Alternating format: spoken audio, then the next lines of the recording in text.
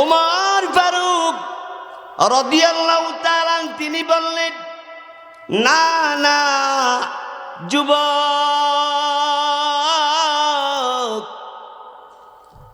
বকরি আমি নিব না।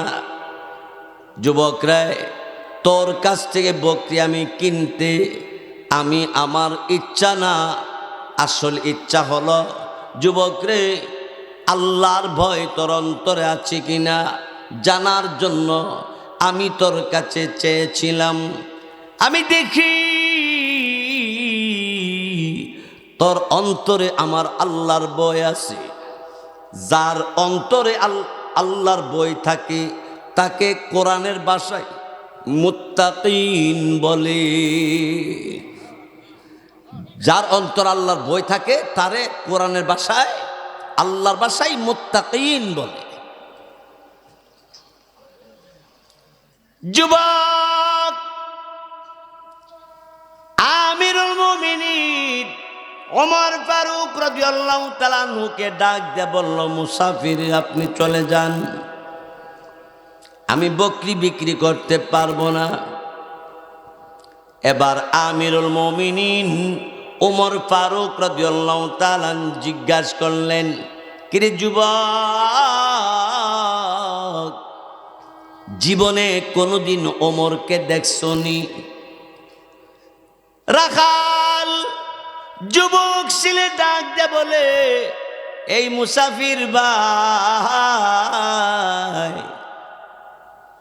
আমি একজন রাখাল মানুষ, গরিব মানুষ, সারাদিন ডিউটি করি, 5 ওয়াক্ত নামাজের টাইমে এখানে নামাজ পড়ি, আল্লাহর হুকুম পালন করি, দুনিয়ার মালিকের ওট আর বকরি রাখালগিরি করি, কিন্তু মদিনা যাইয়া ওমর ফারুক রাদিয়াল্লাহু তাআলা আনহুর বয়ান শোনার মতো সুযোগ পাই না।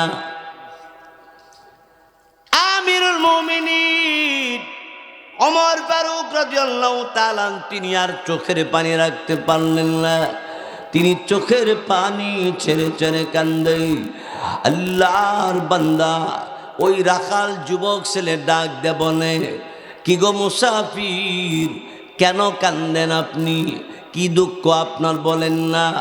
বকরি দিলাম না, এই জন্য নিয়ে আপনি কান্দেন।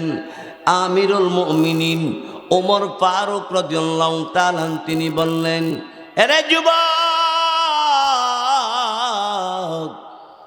না না, আমি বকরি বা কোনো কিছুর জন্য কান্দি না, আমি আবেগে কান্দি। তোর মতো রাখাল ছেলের মধ্যে আল্লাহর ভয় আছে, আর মদিনার মসজিদে ওমরের বয়ান শুনে তোর মালিকে শুইনা আইসা তোরে বলে, আর এইগুলি শুইনা তুই আমল করস। রে যুবক, আমার এই বডিটার নাম ওমর। জোরে বলি আল্লাহু আকবার।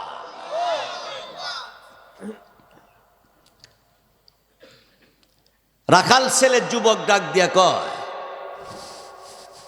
আপনি এসছি ওমর? রাখাল ছেলে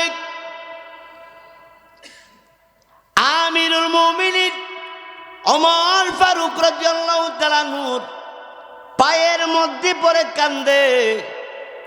ওমর ফারুক রাদিয়াল্লাহু তাআলা আনহু জেনারেল লাইনে লেখাপড়া যে যাই করি না কেন, কমপক্ষে কোরআন শরীফটাকে